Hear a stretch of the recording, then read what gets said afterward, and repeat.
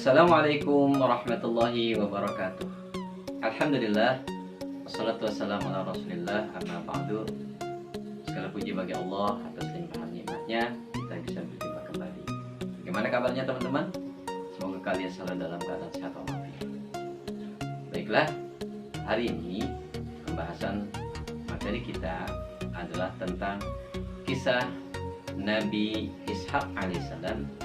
Pasti kalian sudah mendengar atau mungkin kalian sudah membaca tentang kisah Nabi Ishaq alaihissalam dan Nabi Yaqub alaihissalam. Baiklah, begitu mari kita mengawalnya dengan membaca basmalah terlebih dahulu. Bismillahirrahmanirrahim. Setelah Allah mengaruniakan Ismail kepada Nabi Ibrahim alaihissalam, maka Nabi Ibrahim berdoa kepada Allah Subhanahu wa taala agar dikaruniakan anak dari istrinya yang bernama Sarah, istri yang selalu setia bersamanya dalam menegakkan kalimat Allah. Maka Allah mengabulkan doanya dan mengutus beberapa malaikat dalam bentuk manusia untuk menyampaikan kabar gembira kepadanya akan lahir seorang anak dari istrinya Sarah. Dan mereka memberitahukan tujuan mereka yang lain, yaitu pergi mendatangi kaum Lut untuk menyampaikan azab kepada mereka. Ketika para malaikat itu datang kepada Nabi Ibrahim, maka ia menyambut mereka dengan sebaik-baiknya dan mendudukkan mereka di ruang tamu. Selanjutnya ia segerakan menyiapkan jamuan makan untuk mereka. Nabi Ibrahim alaihissalam adalah seorang yang selalu memuliakan tamu, di samping sebagai seorang yang dermawan. Tidak lama kemudian, Nabi Ibrahim alaihissalam datang membawa anak sapi yang gemuk yang telah dipanggang serta menghidangkannya kepada mereka. Tetapi mereka tidak makan dan tidak meminum jamuan yang telah dihidangkan itu. Hingga Nabi Ibrahim alaihissalam merasa takut terhadap mereka.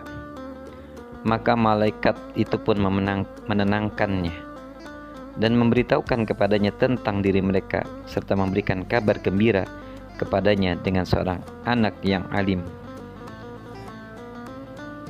Ketika itu Sarah mendengar pembicaraan mereka, maka ia datang dalam keadaan heran terhadap kabar gembira yang mereka sampaikan.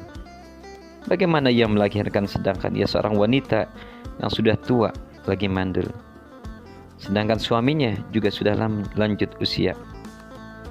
Maka malaikat itu pun berkata, demikianlah Tuhanmu memfirmankan, sesungguhnya dialah yang maha bijaksana lagi maha mengetahui. Maka selang beberapa waktu datanglah apa yang dinantikan itu. Istrinya yaitu Sarah melahirkan seorang anak yang kemudian diberi nama Ishaq oleh Nabi Ibrahim alaihissalam. Saat Nabi Ibrahim berusia 100 tahun, Ishaq lahir 14 tahun setelah kelahiran Ismail alaihissalam. Nah, teman-teman sekalian, di dalam Al-Quran tidak banyak dikisahkan tentang Nabi Ishaq alaihissalam dan perjalanan hidupnya. Kan tetapi Allah Subhanahu wa taala memuji Nabi Ishaq di beberapa tempat di dalam Al-Quran. Salah satunya di dalam surat Shad ayat 45 sampai 47.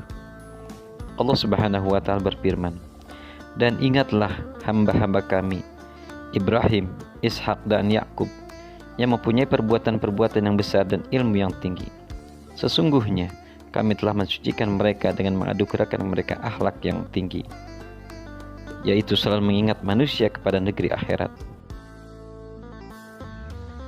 Dan sesungguhnya mereka pada sisi kami benar-benar termasuk orang-orang pilihan yang paling baik. Nah, teman-teman sekalian, demikianlah kisah Nabi Ishaq alaihissalam. Semoga kita bisa menjadi atau mengambil contoh dari keteladanan kedua nabi yang Allah Subhanahu wa taala utus tersebut. Mari kita tutup dengan baca hamdalah. Alhamdulillahirabbil alamin.